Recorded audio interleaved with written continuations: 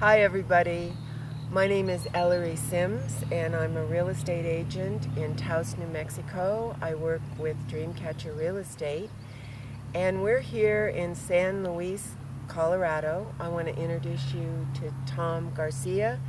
He is the owner of this beautiful 250-acre ranch called the Broken Anchor Ranch. Tom? Good morning, Ellery. Good morning. Glad to have you and Michael here. We'll take you on the tour of the ranch here in San Luis, Colorado.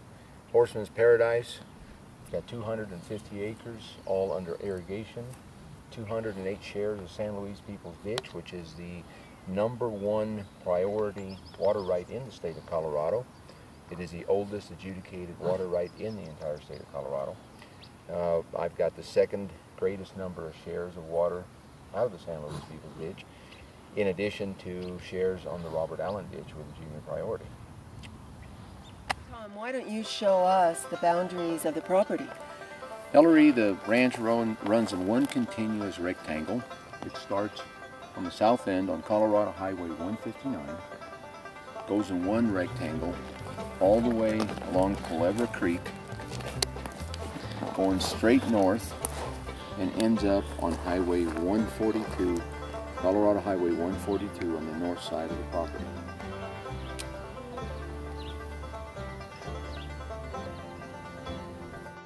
Ellery, in front of us we've got the ranch house. It has been remodeled in the last 10 years. It's about 1,800 square feet. It's a 3-bedroom, 1-bath home. It has got vaulted ceilings, tongue and groove wood on the ceilings, saltillo tile on the floors, open floor plan. It's got 2 bedrooms downstairs and a loft bedroom upstairs, along with a fiberglass pipe fence around it. Beyond that, you've got a 5-stall horse barn. You've got 2 grain bins, one's a 4,000 bushel capacity. The smaller one is a 2,500 bushel capacity. That particular grain bin functions as a tack room, which we'll see later. Beyond that, you've got working corrals with crowding alley, crowding tub, squeeze chute for cattle. You've got 4 different corrals and a round pen to start horses in. So Tom, tell us about this amazing river and your river leases that you have on this. Okay, Ellery, on our right over here you can see the Culebra Creek. It originates up around 11,000 or 12,000 feet up in the sun with the crystals behind us. I've got the fishing rights on this river leased to the Solitary Angler Fishing Club out of Taos, New Mexico, which I'm also a part of. We maintain these waters for trophy trout fishing.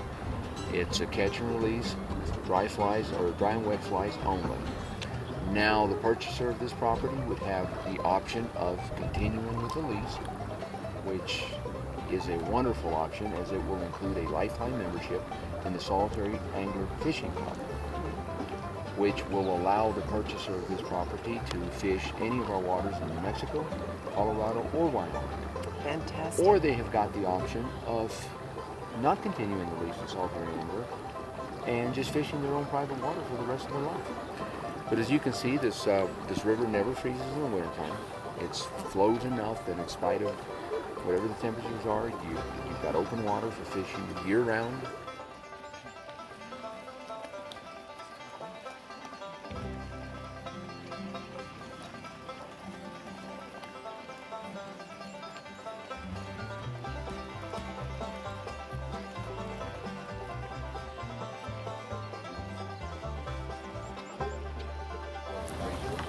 They've got everything they can want. They've got trees, they've got grass, they've got water.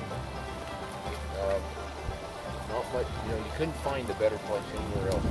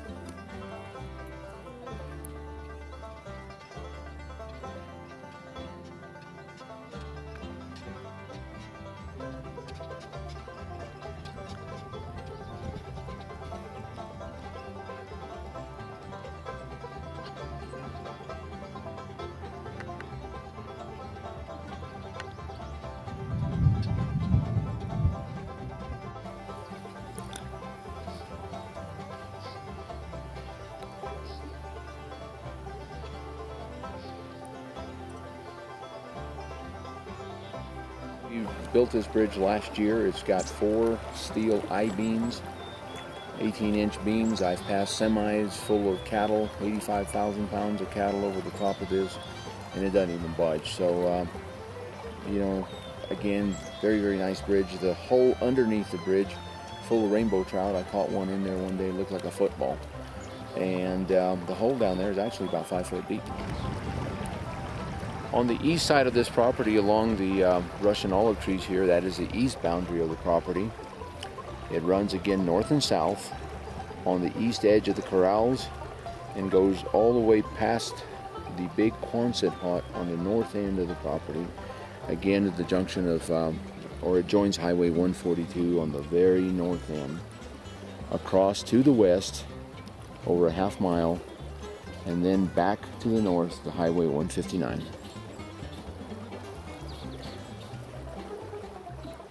Okay, Ellery, on this place we've got several seasonal lakes that we have all summer long, mostly from irrigation water, either neighbors irrigating and fill up the lakes, or actual sub, but it just makes for real pretty stuff. I mean, this lake right up here is here all summer long. It's about 6 foot deep.